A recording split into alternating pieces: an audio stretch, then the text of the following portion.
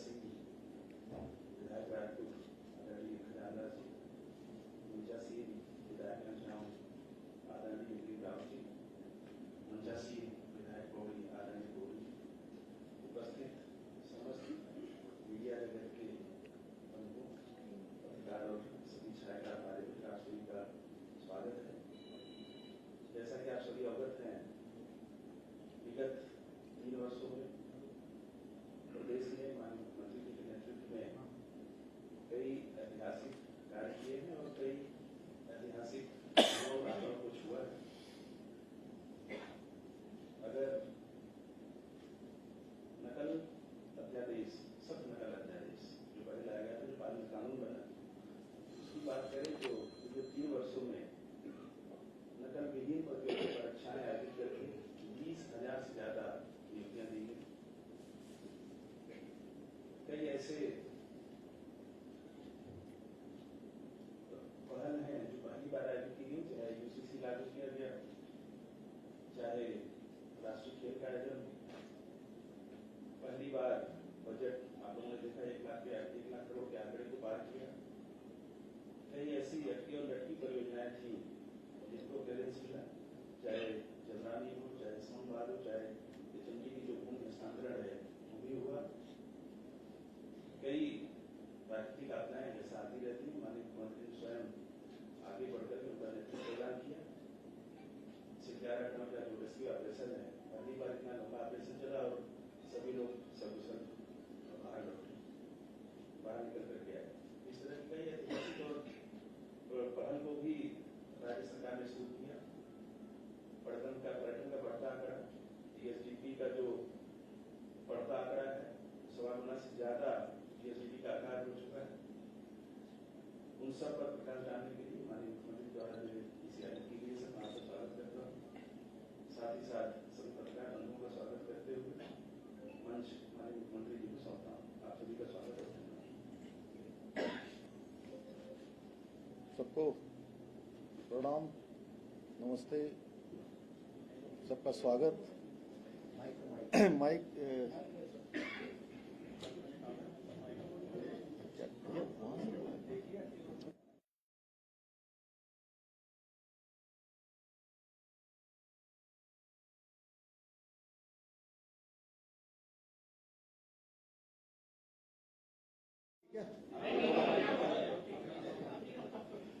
सबसे पहले तो मैं आप सबका यहाँ स्वागत करता हूँ मुख्य सेवक सदन में, और मेरे साथ यहाँ पर हमारे बहुत वरिष्ठ नेता और राजपुर क्षेत्र के माननीय विधायक आदरणीय खजानदार जी, हमारे लैंसडाउन क्षेत्र के लोकप्रिय विधायक आदरणीय दिलीप रावत महंत जी, पौड़ी विधानसभा के लोकप्रिय विधायक आदरणीय राजकुमार गौरी जी, हमारे सूचना महानिदेशक श्री बंशीधर तिवारी जी एवं सभी हमारे electronic media, print media, digital media, social media से जुड़े हुए आप सभी मीडिया के मेरे सभी मित्र भाई, मैं आप सबका स्वागत करता हूं, सबका धन्यवाद करता हूं। और जो जिम्मेदारी मुझे 4 जुलाई 2021 को भारतीय जनता पार्टी के हाईकमान ने, आदरणीय प्रधानमंत्री जी ने, मेरी पार्टी ने और देवभूमि उत्तराखंड की जनता की आशीर्वाद से काम करने का अवसर मिला। और दूसरा कार्यकाल 23 मार्च 2022 से प्रारंभ हुआ और एक सरकार यहाँ पर गठित हुई, क्योंकि पहला कार्यकाल ऐसे समय में था जब कोरोना महामारी थी और उस महामारी से हम सभी जूझ रहे थे, पूरा देश, पूरा विश्व जूझ रहा था। उसके बाद हम चुनाव में गए और चुनाव में आदरणीय प्रधानमंत्री मोदी जी के नेतृत्व में 2022 में भारतीय जनता पार्टी की सरकार बनी। लेकिन उससे पहले राज्य के अंदर राज्य स्थापना के बाद जितने भी चुनाव हुए, हर चुनाव में एक मिथक रहता था, एक परिपाटी थी कि हर चुनाव के बाद सरकार बदल जाती है। इस बार भी हमारे जो राजनीतिक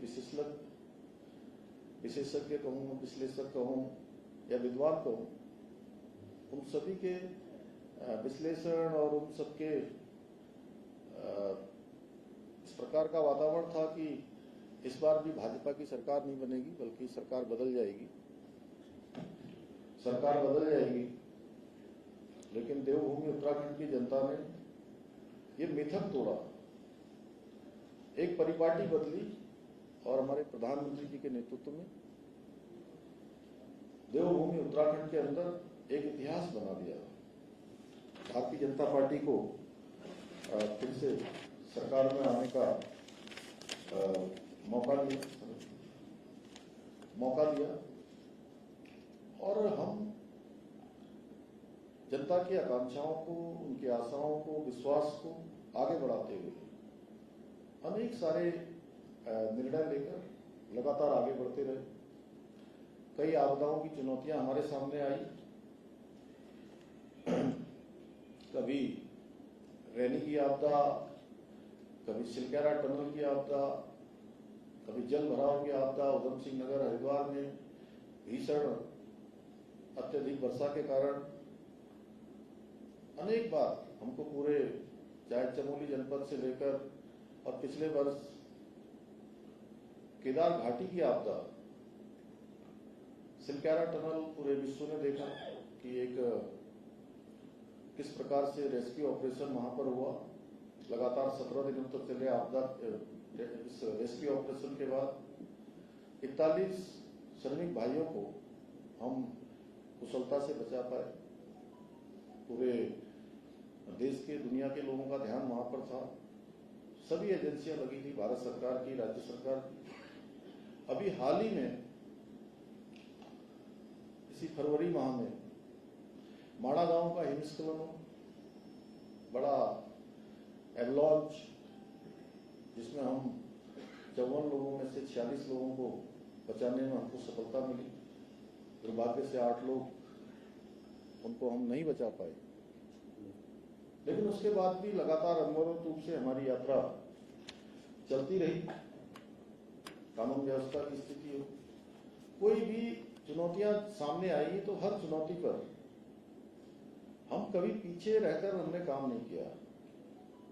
हमारा विश्वास इस पर रहा कि हम धरातल पर जाएं, मौके पर जो भी स्थिति हो उस स्थिति का सामना करें और आपदा का कालखंड हो, संकट का कालखंड हो, कोई चुनौती हो, हमने प्रयास किया है कि हम अपने लोगों के बीच में खड़े हों और उनके हम प्रतिनिधि हैं, तो अपनों का जो नेतृत्व है वो अपनों के बीच में हो, अपनों के साथ हो।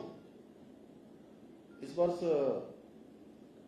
पिछले वर्ष 2024 में हमने जहां केदार घाटी की आपदा का सामना किया, वहीं हमने टिहरी जनपद में, घनसाली क्षेत्र में, गुप्तू क्षेत्र में 3 बार बड़ी आपदाओं का सामना हमें करना पड़ा और तीनों आपदाओं पर मैं स्वयं वहां पर पहुंचा।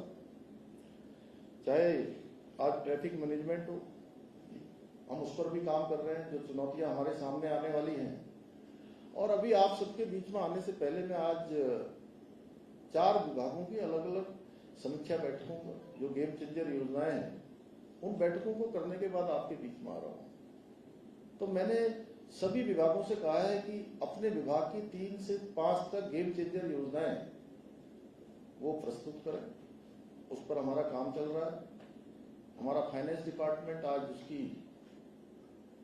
बड़ी समीक्षा थी, क्योंकि वर्ष का अंतिम दिन चल रहे हैं इस फाइनेंशियल ईयर के। तो कैसे और हम अच्छा जीएसटी कलेक्शन कर सकते हैं, कैसा हम राज्य के अंदर जो अगले 10 सालों में हमको जिन चुनौतियों का सामना करना है और जो हमारा पोटेंशियल है, जो हमारी क्षमता है, जो हमारे अवसर हैं, उन अवसरों को कैसे राज्य के हित में बदल सकते हैं, राज्यवासियों के लिए बदल सकते हैं। और हमारे प्रधानमंत्री जी का जो विजन है 2047 विकसित भारत का संकल्प, उस विकसित भारत के संकल्प के अनुरूप हम राज्य की कौन सी योजना, कौन से काम ऐसे कर सकते हैं कि हम उसमें अपना योगदान दें, उसके अनुरूप हम काम करें। उस पर हमारी सरकार पूरी तरह से काम कर रही है। देहरादून में हो या हमारे अन्य शहर हो, उन शहरों में जाना कैसे आसान हो। अभी दिल्ली से देहरादून एक्सप्रेस वे के चालू होने के बाद एक बड़ी चुनौती ट्रैफिक मैनेजमेंट की हमारे सामने आने वाली है। आप समझिए कि 2 से ढाई घंटे में जब देहरादून से दिल्ली और दिल्ली से देहरादून पहुंचेंगे तो निश्चित रूप से ट्रैफिक व्यवस्थित करना एक बड़ी समस्या होगी। उसको लेकर हम पहले ही जो है रिंग रोड के निर्माण पर काम कर रहे हैं। हमारा जो बिंदाल से लेकर इस्मा तक चारों तरफ से बाईपास बनने हैं, जो हमारा ये रिंग रोड एक्सप्रेस वे जो बनकर आ रहा है, उसके साथ उसको कैसे एलिवेटेड करें, कैसे उसको जोड़ें, उस पर हम भारत सरकार से भी काम कर रहे हैं, राज्य सरकार के स्तर पर भी हम काम कर रहे हैं कि जिससे कि आने वाले समय में हमको इन सब का सामना न करना पड़े। इसके साथ ही राज्य के अंदर पूरे देश दुनिया के लोग हमारे बारे में, देवभूमि उत्तराखंड के लोगों के बारे में, देवभूमि के बारे में सबके मन में एक आस्था, श्रद्धा और विश्वास कि देवभूमि के लोग हैं, अच्छे लोग हैं, सच्चे लोग हैं, देवभूमि है, देवों की भूमि है, देवों के सबसे नजदीक का स्थान है। और यहाँ कई प्रकार की चुनौतियां हमारे सामने थी, डेमोग्राफिक चेंज की, उसको लेकर हमने काम किया है। वेरिफिकेशन ड्राइव हम चला रहे हैं। जगह जगह पर अवैध अतिक्रमण, अवैध निर्माण, अवैध मदरसे, हमने इसको खाली करने का संकल्प लिया है। यह अभियान हमारा चल रहा है और यह अभियान तब तक चलेगा जब तक पूरी तरह से देवभूमि अतिक्रमण मुक्त नहीं हो जाए, जब तक हम पूरी तरह से अवैध कब्जों को हटा नहीं देंगे, तब तक हमारा काम चलेगा। इसके साथ ही हमने राज्य के अंदर निवेश आए, निवेश नहीं रुकना चाहिए, यहाँ के उद्योग समूह यहाँ आने से नहीं रुकने चाहिए। उसके लिए भी हम लगातार प्रयास कर रहे हैं। हमने आदरणीय प्रधानमंत्री जी के मार्गदर्शन में यहाँ पर इन्वेस्टमेंट समिट का आयोजन किया था, जिसमें 3,55,000 करोड़ से ज्यादा के MOU हमारे विभिन्न निवेशकों के साथ, उद्योग समूह के साथ हुए थे, जिसमें 80,000 करोड़ से अधिक की ग्राउंडिंग पर आज काम प्रारंभ हो गया है। और इतना ही नहीं, जब हम ये इन्वेस्टमेंट समिट की बात कर रहे थे या शुरुआत कर रहे थे, हमने उस समय सारे निवेशकों से, और ये उत्तराखंड के अंदर जो लोग पहले से उद्योग चला रहे हैं, व्यापार समूह के लोग हैं, उन सभी से हमने संवाद किया।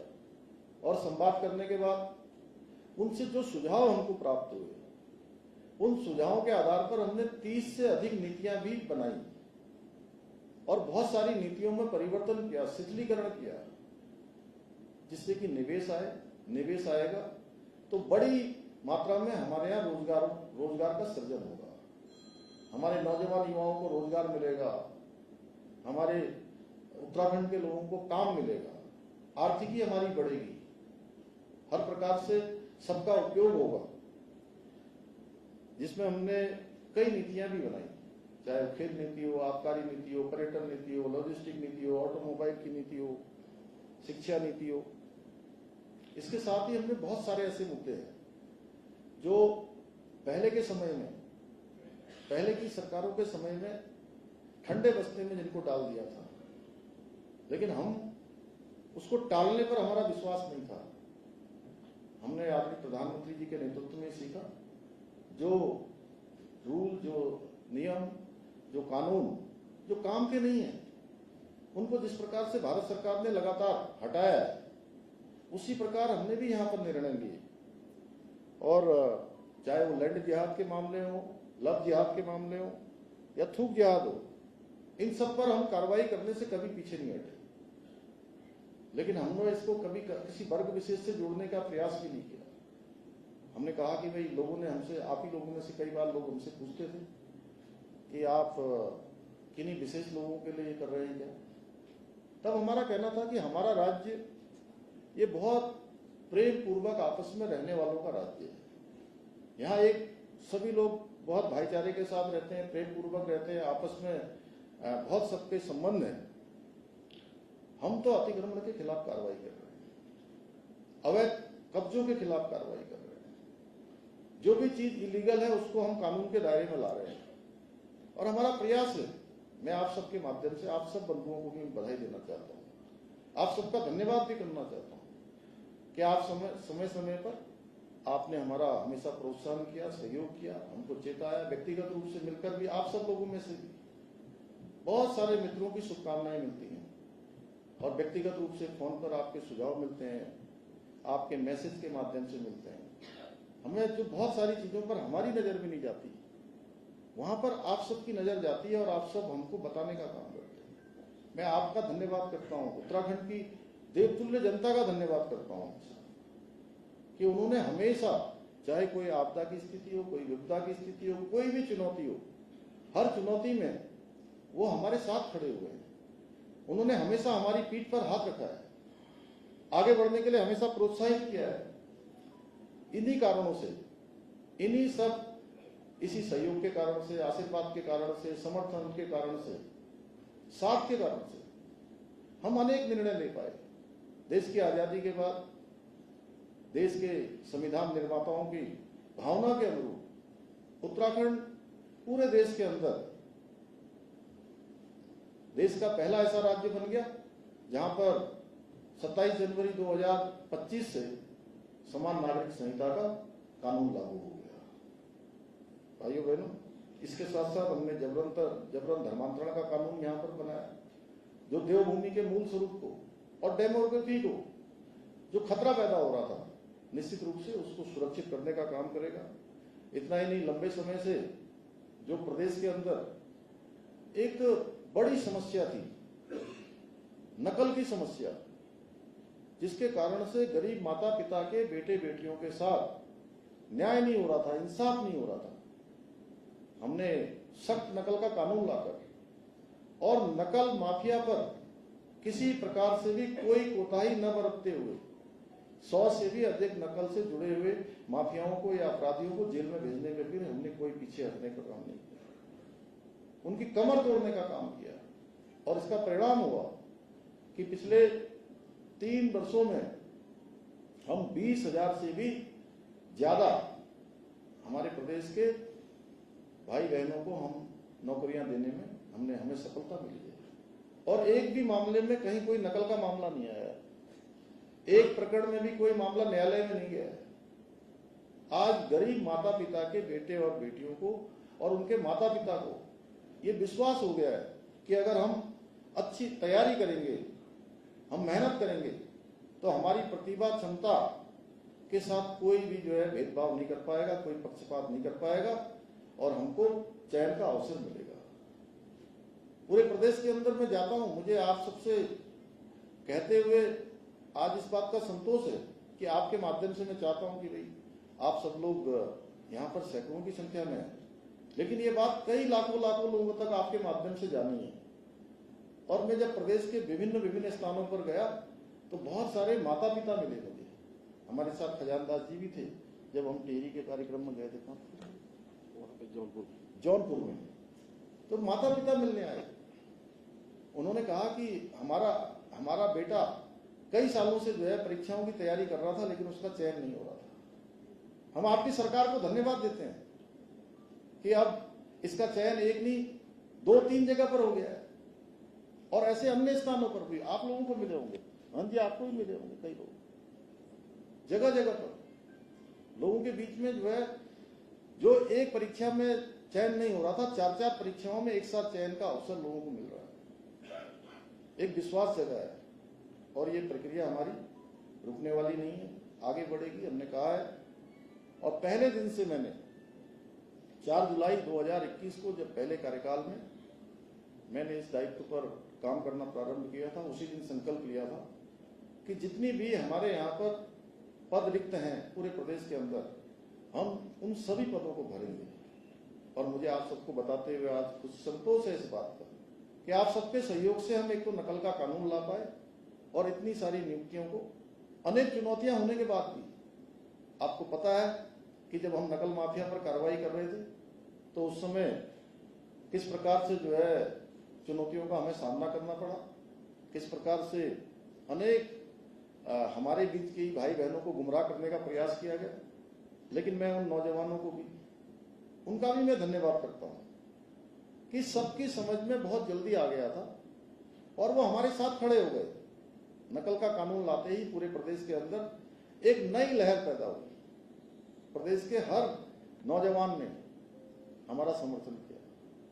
उसी का परिणाम हुआ कि नकल का एक कानून हमारा ये राज्य के अंदर ही नहीं पूरे देश के लिए एक उदाहरण बन गया। इसके साथ साथ हमने दंगा रोकने के लिए कानून बनाया। हमने ये कानून बनाया और इसके पीछे हमारा हेतु था कि आप प्रदेश के अंदर, हमारे शांत प्रदेश में कोई दंगा न करे, कोई यहाँ पर आगजनी न करे, कोई तोड़फोड़ न करे, कोई सरकारी संपत्ति, निजी संपत्ति को नुकसान न पहुंचाए। एक घटना हुई थी हल्द्वानी के बनभुलपुरा क्षेत्र में। उसके बाद हमको लगा कि प्रदेश के अंदर सख्त कानून होना चाहिए और हम दंगा रोधी कानून लेकर आए। भू कानून लंबे समय से इस प्रदेश की मांग थी और भू सुधार की दिशा में हमने प्रयास प्रारंभ कर दिया। अभी गत विधानसभा सत्र में एक भू कानून की भी हमने शुरुआत कर दी है और वो भू कानून भी हम सबकी सुझावों के आधार पर, सबकी संभावनाओं के आधार पर लंबे समय से उत्तराखंड के जनमानस की जो मांग थी उस मांग के अनुरूप लाए हैं और हमने शुरुआत करी है। आगे इसमें और हमको आगे बढ़ना है। समय के साथ साथ जैसे जैसे राज्य की आवश्यकताएं होंगी, राज्य की चुनौतियां होंगी, उसके अनुरूप हम आगे बढ़ेंगे। हमारे लिए हमारी महिलाएं हमेशा से शीर्ष प्राथमिकता में रही हैं, क्योंकि हमने प्रदेश के अंदर देखा है और मैं स्वयं एक ऐसे परिवार में पैदा हुआ हूं जहां मैंने अपनी मां को भी बहुत कठिनाई में काम करते हुए देखा है। कैसे बच्चों का लालन पालन होता है, कैसे घर में गाय भैंस को देखना होता है, कैसे खाना बनाना होता है, कैसे घर चलाना होता है। क्योंकि हमारे राज्य के अंदर ये कमोवेश हर परिवार की स्थिति ऐसी है। इसलिए हमने महिलाओं के लिए 30% का आरक्षण सरकारी नौकरियों में यहाँ पर सुनिश्चित किया, विधेयक लाकर। आंदोलनकारी हमारे राज्य की बहुत बड़ी, राज्य को बनाने में उनका बहुत बड़ा योगदान था, तो हम 10% का उनके लिए भी आरक्षण लेके आए। कोऑपरेटिव में हमने जो है महिलाओं के लिए आरक्षण लाए। इसके साथ ही आज हम 1 लाख से अधिक बहनों को हम लखपति दीदी हम बनाने में हमको सफलता प्राप्त हुई और हमने 2025 में हमने 1.5 लाख लखपति दीदी बनाने का संकल्प लिया है। हाउस ऑफ हिमालय ब्रांड हमने जो आदरणीय प्रधानमंत्री जी के हाथों से शुरुआत की है, उस हाउस ऑफ हिमालय ब्रांड, उसमें महिलाओं के द्वारा जो उत्पाद बनाए जा रहे हैं, उन उत्पादों की मांग आज पूरे देश दुनिया के अंदर हो रही है और इतने शानदार उत्पाद हैं। मुझे आप सबके सामने कहते हुए खुशी होती है कि जब उनकी डिमांड हो रही है और साधारण स्थितियों में रहने वाली हमारी माताएं, हमारी बहनें जब इन उत्पादों को बना रही हैं, उनकी पैकेजिंग इतनी शानदार है, उसकी क्वालिटी इतनी उच्च स्तर की है कि बहुत बार वो मल्टीनेशनल कंपनियों को भी पीछे छोड़ रही है। उसी का कारण है कि हाउस ऑफ हिमालय ब्रांड आज हमारा देश दुनिया में प्रसिद्धि को प्राप्त हो रहा है, उसकी डिमांड बढ़ रही है। एक जनपद 2 उत्पाद योजना हमने प्रारंभ की। हमारी महिलाओं को और विपणन के अवसर मिले, उसके लिए हमने सशक्त उत्सव बहना योजना, रक्षाबंधन के समय में हमने 2023 में योजना प्रारंभ कर दी और हर ब्लॉकों में आज हमारी बहनों को विपणन के अवसर मिल रहे हैं। और मैं आप सबके सामने आज ये कहना चाहता हूं, जब मेरे भारतीय जनता पार्टी की सरकार के और मेरे इस दायित्व में आने के बाद दूसरे कार्यकाल का 3 वर्ष का कालखंड पूरा हो रहा है, तो हमारा राज्य, जो हमारे आदरणीय प्रधानमंत्री जी ने जो बाबा केदार के धाम में उनके मुख से जो शब्द निकले कि ये दशक उत्तराखंड का दशक होगा, सच में उस दशक को बनाने में उत्तराखंड हर दृष्टि से सबसे आगे हो, हर क्षेत्र में आगे हो, देश के अग्रणी राज्यों में हो, उसको बनाने का काम, उसमें सबसे बड़ी भूमिका किसी की रहने वाली है तो मेरे प्रदेश की मातृशक्ति की, माताओं बहनों की रहने वाली है। उनके माध्यम से ही जो है हम तमाम सारे सिद्धि को हम प्राप्त करने वाले हैं। इसके साथ ही चाहे आज वो हमारे चार धाम हो, उनका हर प्रकार से नवनिर्माण पुनर्निर्माण हो, केदार धाम का नवनिर्माण पुनर्निर्माण, भव्य केदार दिव्य केदार बनाना हो, या भगवान बद्री विशाल का मास्टर प्लान पर तेजी से काम होना हो, या अभी अभी आदरणीय प्रधानमंत्री जी ने, भारत सरकार ने मुखवा हासिल आने से पहले ठीक एक दिन पहले लगभग 7,000 करोड़ से भी ज्यादा की योजना गौरीकुंड से केदारनाथ और गोविंद घाट से हेमकुंड साहब जाने वाले दोनों रोपवेयों को स्वीकृति प्रदान की है। इसके कारण से आने वाले समय में यात्रियों को बहुत सुविधा होने वाली है। जो अस्वस्थ हैं, शारीरिक रूप से कमजोर हैं, वृद्ध हैं, उनकी यात्रा भी जो कई घंटों की यात्रा, दिनों की यात्रा कुछ ही मिनटों में और कुछ ही घंटों में पूरी हो जाएगी। आज यहाँ केदारखंड में हम अनेक सारे नए डेवलपमेंट कर रहे हैं, नए विकास के काम कर रहे हैं। वहीं मानसखंड मंदिर माला मिशन के माध्यम से आज अनेक मंदिरों के नवनिर्माण और पुनर्निर्माण का काम कर रहे हैं। पूरा सर्किट बनाने पर काम चल रहा है। आदि कैलाश की यात्रा प्रारंभ हो गई है और पिछले वर्ष भी 50,000 से ज्यादा यात्री वहां आए हैं इतने दुर्गम क्षेत्र में, और एक नया कार्य प्रारंभ हुआ है। इसके साथ ही हरिद्वार ऋषिकेश कॉरिडोर पर हमारा काम चल रहा है। 2027 में हरिद्वार में हमारा कुंभ भी प्रस्तावित है। हमारे दो पूरे राज्य के बीच में 12 सालों में होने वाली यात्रा नंदा राजजात भी होनी है, उसकी भी हम पूरी तैयारी कर रहे हैं। ऋषिकेश कॉरिडोर, हरिद्वार कॉरिडोर बना रहे हैं। इसके साथ साथ मां पूर्णागिरी के धाम पर जहां लाखों भक्त प्रत्येक वर्ष आते हैं, वहां हम शारदा कॉरिडोर बना रहे हैं, उस पर भी हमारा काम चल रहा है। विभिन्न बाढ़ परियोजनाओं पर काम शुरू हो गया, जो परियोजनाएं हमारी लंबे समय से रुकी हुई थी। मैं आपको बताऊं कि आप सब लोग जो देहरादून के आसपास रहते होंगे वो देखते होंगे लंबे समय से कि लखवाड़ बांध बनेगा, लखवाड़ बांध बनेगा, लेकिन 4 दशक 5 दशक बीत गए। क्यों भंडारी जी, चंद्रशेखर भाई, आपने भी सुना होगा बचपन से, कमल जी, सतीश जी, आपने तो ये स्वीकृति भी आदरणीय प्रधानमंत्री जी के प्रधानमंत्री बनने के बाद हमको स्वीकृति हुई। आज लखवाड़ बांध परियोजना पर काम प्रारंभ हो गया। सौंग बांध परियोजना, जिसमें अगले 50 सालों तक देहरादून में पेयजल का कोई संकट नहीं होने वाला, जल स्तर भी बढ़ने वाला है। उस परियोजना की भी हमको स्वीकृति मिल गई। जमरानी बांध परियोजना, तराई भाबर हल्द्वानी में बनने वाली ये परियोजना, ये उत्तराखंड के पूरे तराई भाबर के साथ साथ हमारे राज्य के साथ लगे हुए उत्तर प्रदेश के भी कई जिलों को लाभ देने वाली है। वो योजना पिछले 6 दशक से अधिक समय से रुकी हुई थी। हम तो पैदा भी नहीं हुए थे तब से जो है उस योजना की बात लोग करते थे, लेकिन ये सारी योजनाएं आदरणीय प्रधानमंत्री मोदी जी के कालखंड में हमको इसकी स्वीकृति मिली है।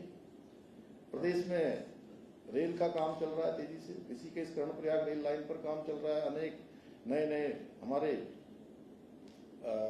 स्टेशनों का निर्माण हो रहा है। भारत सरकार के सहयोग से हमारा रेल का बजट बढ़ा है। रोपवे पर काम हो रहा है, रोड पर काम हो रहा है, हेली सेवाओं का हम विस्तार कर रहे हैं। जगह जगह हमारे 13 के 13 जनपद और अनेक डेस्टिनेशन जो हमारे टूरिस्ट डेस्टिनेशन है, टूरिज्म के डेस्टिनेशन है, उन सभी पर हम हेली सेवा प्रारंभ कर रहे हैं। प्रत्येक जनपद को अभी जोड़ने का काम हमने हेली सेवा से प्रारंभ कर दिया है। और खनन एक ऐसा विभाग होता था जिसमें जो है हर साल कुछ प्रश्न चिन्ह खड़े होते थे। जहां का रेवेन्यू 400 करोड़ 500 करोड़ बड़ी मुश्किल से होता था, आज ही मैंने फाइनेंस डिपार्टमेंट की आज बैठक करी है, 1100 करोड़ इस साल में अभी तक रेवेन्यू प्राप्त हो गया है। सरकार की कोई नीति अच्छी होती है तो उसके परिणाम दिखाई देते हैं। ये जरूर है कि शुरू में चुनौतियों का सामना करना पड़ता है, लेकिन आज हम हर तरह से आगे बढ़ रहे हैं।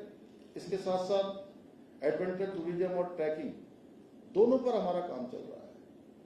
रिवर राफ्टिंग पर काम चल रहा है। साहसिक पर्यटन पर हमारा पूरा ध्यान है। हमारे राज्य के अंदर जितनी बैठकें भारत सरकार ने हमको इसका अवसर दिया, मैं आदरणीय प्रधानमंत्री जी का धन्यवाद करता हूं कि हमको G20 की बैठक का आयोजन करने का अवसर मिला और 3 बैठकें हमने यहाँ पर बहुत सफलतापूर्वक आयोजित की और जो हमारे दुनिया के प्रतिनिधि यहाँ आए थे, डेलीगेट्स, वो एक अच्छा अनुभव लेकर गए, शानदार अनुभव लेकर गए और हमारे ब्रांड एम्बेसडर के रूप में पूरी दुनिया में उत्तराखंड का उन्होंने जो है कहीं ना कहीं हमारी प्रसिद्धि बढ़ाने का काम किया। इन्वेस्टर समिट हमारा बहुत सफल आयोजन रहा, वो भी एक अच्छा अनुभव रहा। अभी अभी हाल में संपन्न हुए आप सबके सहयोग से 38वें राष्ट्रीय खेल, और इन राष्ट्रीय खेलों में भी देश भर के आए हुए खिलाड़ियों का एक अच्छा अनुभव देवभूमि उत्तराखंड के लिए रहा। और इसके साथ साथ हम खुद, जो हमारा स्थान जो है 25वें स्थान पर 37वें खेलों में था और 38वें राष्ट्रीय खेलों में हमारा स्थान 7वें स्थान पर आ गया। और अगर पदक तालिका की बात करें तो हम चौथे नंबर पर हैं। देवभूमि, वीर भूमि के साथ अब हम खेल भूमि के रूप में भी स्थापित होने की दिशा में आगे बढ़ रहे हैं। वेडिंग डेस्टिनेशन हम बनाने पर पूरी तरह से प्रतिबद्ध हैं। आदरणीय प्रधानमंत्री जी ने हमको मार्गदर्शन दिया है। अभी मुखवा में भी उन्होंने देश दुनिया के लोगों को एक तरह से अपील की है उन्होंने कि बैटिंग के लिए देवभूमि उत्तराखंड आइए। हम चाहे हमारा आज त्रिजुगी नारायण का क्षेत्र हो, रामनगर का क्षेत्र हो, या हमारा चूका का क्षेत्र हो, या हरिद्वार ऋषिकेश के अनेक स्थल हो, उन सभी पर हम वेडिंग डेस्टिनेशन पर और ज्यादा जो है उसको विस्तार करने पर, नए एस्टेब्लिशमेंट करने पर हम पूरी तरह से इस पर काम कर रहे हैं। हमने भ्रष्टाचार पर लगातार प्रहार किया, लगातार विजिलेंस डिपार्टमेंट ने कार्रवाइयां की और इस पर हम आने वाले समय में और भी सख्त रूप अपनाने वाले हैं। जितनी ट्रैपिंग है वो ट्रैपिंग हो रही है लगातार। कहीं पर भी अगर कोई मामले आएंगे तो उन पर सीधे सीधे कार्रवाई होगी। एक नया काम हमने इस वर्ष प्रारंभ किया, राष्ट्रीय और अंतर्राष्ट्रीय प्रवासी दिवसों का आयोजन किया।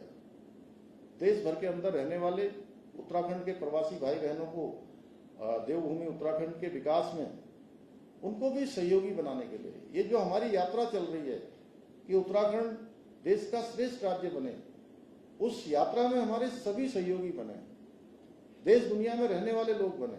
उसके लिए हमने 2 प्रकार के आयोजन के जनवरी माह में, जहां अंतर्राष्ट्रीय स्तर का प्रवासी सम्मेलन किया, और उससे पहले हमने नवंबर माह में देश भर के जो प्रवासी हैं उनका सम्मेलन किया। उनके भी बहुत अच्छे अनुभव रहे, एक अच्छा अनुभव। और सभी ने अपनी जड़ों से जुड़ने पर उनको मैंने मन में उनके संतोष का भाव देखा, क्योंकि जो आज देश दुनिया में उत्तराखंड के लोग रहते हैं, उन्होंने अपना एक स्थान बनाया है अपनी मेहनत से, लगन से, ईमानदारी से, और अब वो उत्तराखंड के विकास में अपना योगदान देना चाहते हैं। अपने अपने एक एक गांव को गोद लेकर, अपने पैतृक स्थानों को गोद लेकर उन स्थानों का विकास करना चाहते हैं। और इस वर्ष हमने एक काम और शुरू किया, शीतकालीन यात्रा का प्रारंभ किया। और ये शीतकालीन यात्रा निश्चित रूप से हमारे राज्य के लिए बहुत बड़ा गेम चेंजर होने वाली है, गेम चेंजर होने वाली है। और इससे जो 6 महीने हमारे दुकानदार हैं, होम स्टे वाले हैं, होटल वाले हैं, टैक्सी वाले हैं, टूरिस्ट गाइड है, इन सभी का काम चलने वाला है। 6 महीने की जगह 12 महीने इस वर्ष तो हमने इसका प्रारंभ किया। चूंकि कुछ व्यवस्थाएं भी हमने करी, आने वाले समय में हम और अच्छी व्यवस्था करेंगे, पहले से तैयारी करेंगे, लोगों को बुलाएंगे, आमंत्रित करेंगे। कुछ हमारे प्रमुख जो लोग हैं जिनके आने के बाद लोग उन स्थानों की ओर ध्यान जाएगा, जैसे आदरणीय प्रधानमंत्री जी आदि कैलाश गए, प्रधानमंत्री जी हमारे जब केदारनाथ की उन्होंने गुफा में जाकर रात्रि प्रवास किया, माणा गांव गए और अभी मुखवा हर्सिल गए, और उसके बाद वहां जाने वाले यात्रियों की संख्या बढ़ गई और इस वर्ष उन्होंने इस यात्रा को प्रोत्साहित किया। निश्चित रूप से ये यात्रा हमारे राज्य के लिए बहुत बड़ा समृद्धि का कारण बनने वाली है। और हम विकास के मामले में जो प्रयास कर रहे हैं, हमारी दिशा बिल्कुल सही तरीके से आगे बढ़ रही है। उसी का परिणाम है कि एसडीजी इंडेक्स जो भारत सरकार का नीति आयोग प्रत्येक वर्ष एसडीजी इंडेक्स को जो घोषित करता है, उस SDG index sustainable development goal, सतत विकास के लक्ष्यों को प्राप्त करने में उत्तराखंड को पूरे देश के अंदर पहला स्थान प्राप्त हुआ है। पहले स्थान पर देवभूमि आई है। बेरोजगारी दर में भी हमने 4.4% की हमको कमी लाई है। रोजगार देने में भी हम आगे बढ़े हैं और राष्ट्रीय औसत से भी हम आगे निकले हैं। इसके साथ ही हमने स्टार्टअप के क्षेत्र में अच्छी वर्ष की श्रेणी में हमने स्थान प्राप्त किया है। प्रति व्यक्ति आय भी हमारी बढ़ी है। अभी मैं देख रहा था कि कल ही उसका एक आंकड़ा भारत सरकार ने निकाला है, जिसमें हमको पूरे देश में 13वां स्थान मिला है। हम तेजी से उसमें भी आगे बढ़ रहे हैं और इस बार का बजट हमारे लिए एक शानदार, इस महीने में कहूंगा उपलब्धि भरा, इसलिए कि हम 25वें वर्ष में इस साल प्रवेश कर गए हैं। ये हमारे राज्य का रजत जयंती वर्ष है, राज्य स्थापना का रजतोत्सव इस वर्ष को हम मनाने वाले हैं। ये उपलब्धियों वर्ष होने वाला है और आम बजट में हमने 1 लाख करोड़ से हम आगे चले गए हैं। ये हमारी एक मैं कहूंगा कि राज्य के लिए एक उपलब्धि है। और आदरणीय प्रधानमंत्री जी ने एक बार संसद में एक बार कहा था कि माना अंधेरा घना है, फिर भी दिया जलाना कहाँ मना है। तो ये लगातार हमारा प्रयास जारी रहेगा। मैं ये कहूंगा कि अभी हमारे समक्ष राज्य के अंदर बहुत चुनौतियां हैं, मंजिल अभी दूर है, लेकिन राह हमारी ठीक है। मुझे पूरा विश्वास है कि उत्तराखंड को देश का श्रेष्ठ राज्य बनाने का जो हमारा विकल्प रहित संकल्प है, उस संकल्प को आप सबके आशीर्वाद से, आप सबकी शुभकामनाओं से और उत्तराखंड की देवतुल्य जनता के आशीर्वाद से हम विकल्प रहित संकल्प को पूरा करने में अवश्य सफल होंगे। आप सबका बहुत बहुत धन्यवाद।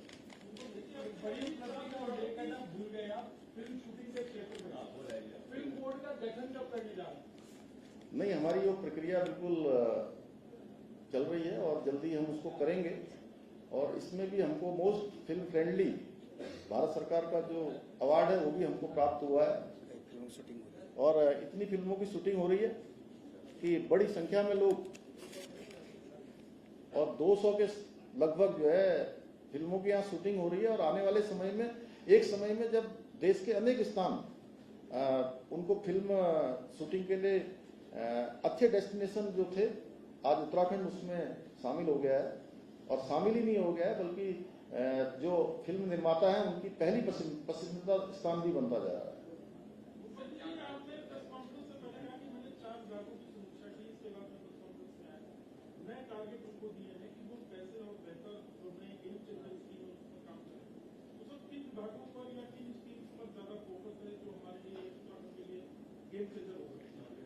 देखिए, आज प्रातःकाल मैंने सबसे पहले आज हमारा जो फाइनेंस डिपार्टमेंट है, वित्त विभाग, उसकी समीक्षा बैठक करी थी। और उसमें क्योंकि आने वाले समय में हमको बहुत सारी चुनौतियों का भी सामना करना पड़ना है, इस नाते उसके लिए हमको कैसे तैयार होना है, कैसे राज्य का जो फाइनेंस का मैनेजमेंट है वो व्यवस्थित रहे,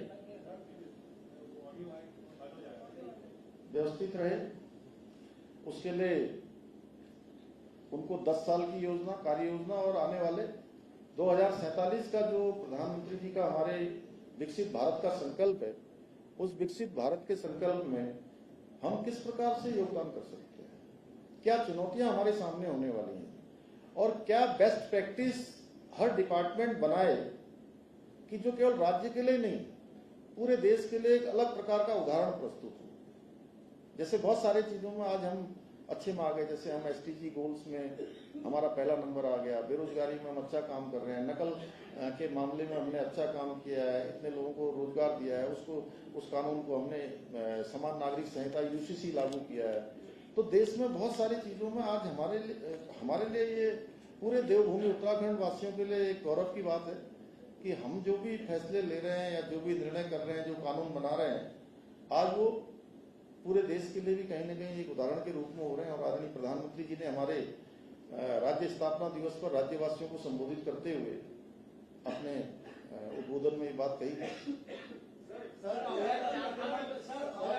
की शुरुआत जो है होने को है, 1 लाख से ज्यादा लोगों ने पहले ही उसमें रजिस्ट्रेशन करवा लिए। चुनौतियां भी बनेगी, किस तरीके से देख रहे हैं? देखिए, इस बार मैं 2 बार पहले भी बैठक कर चुका हूं। मैं स्वयं उसकी समीक्षा कर रहा हूं और बहुत जल्दी चारधाम यात्रा को और व्यवस्थित करने के लिए चारधाम यात्रा परिषद हम उसका एक गठन करने वाले हैं, जो यात्रा को विधिवत रूप से संचालित करेंगी और क्षमता भी बढ़ गई है और क्षमता भी बढ़ रही है और साथ साथ होम स्टे बन रहे हैं, होटल बन रहे हैं। और दूसरा यह है कि आसपास के जो स्थान है, हमारे देव स्थानों के आसपास, चूंकि जब यात्रा का शुभारंभ होता है वो एक हमारा बहुत पीक आवर्स होता है, 1-1.5 महीने का जो समय है, उस कालखंड में आसपास के क्षेत्रों में भी जो देव स्थानों के आसपास के धामों के आसपास के स्थान है, उनको हम डेवलप करने पर भी विचार कर रहे हैं। रजिस्ट्रेशन की व्यवस्था और अच्छी हो, यात्रा का और अच्छी व्यवस्थित तरीके से यात्रा हो, उन सभी पर विचार करके प्रत्येक विभाग वाइज हम लोग लगातार उसकी समीक्षा कर रहे हैं। अभी यात्रा प्रारंभ होने से पहले अभी और भी हमारी बैठकें होंगी, जिसका क्रम लगातार अनुरत रूप से जारी रहेगा। अवैध अतिक्रमण पे कार्रवाई हुई, हजारों एकड़ लैंड बैंक भी बना। अब जैसे अवैध मदरसों पे कार्रवाई चल रही है, सिर्फ सीलिंग तक रहेगी या हम इंफ्रास्ट्रक्चर को भी अगर कहीं इलीगल है तो उसको भी हटाएंगे, ये सब भी होगा इसमें? देखिए, मैंने कहा कि अवैध अतिक्रमण, अवैध मजारें, अवैध जो भी हैं, जो इलीगल है, सबको लीगल रूप में लाया जाएगा। और जब तक ये अतिक्रमण पूरी तरह से इंक्रोचमेंट नहीं हटाया जाएगा, नहीं हटेगा, तब तक ये अभियान जारी रहेगा। और ये काम केवल शुरू करने के लिए नहीं है, ये काम बिल्कुल पूरी तरह से साफ सफाई करने के लिए। सर, आपने कहा, मैं इसलिए एक बात और बोलना चाह रही हूँ, आपने कहा कि जो भी अवैध है उस पर कार्रवाई करेंगे, रजिस्ट्रेशन की प्रक्रिया भी शुरू होगी कि मदरसे रजिस्टर्ड हो। लेकिन सवाल ये है कि जो रजिस्टर्ड मदरसों से भी पढ़कर बच्चे निकल रहे हैं, उनका भविष्य क्या? क्योंकि वो समकक्षता में अभी भी भटक रहे हैं, कोई समकक्षता ही नहीं है, न उत्तराखंड बोर्ड से एफिलिएशन है, न कहीं और। तो क्या इस दिशा में भी काम किया जाएगा? देखिए, जब सब व्यवस्थित किया जा रहा है तो उस दिशा में भी काम करेंगे। उसी के लिए काम काम हो रहा है कि सब व्यवस्थित हो, सारी चीजें ठीक हो जाएगी। धन्यवाद, माननीय विधायक जी को धन्यवाद, आप सभी ने समय दिया। आप सभी का बहुत बहुत धन्यवाद।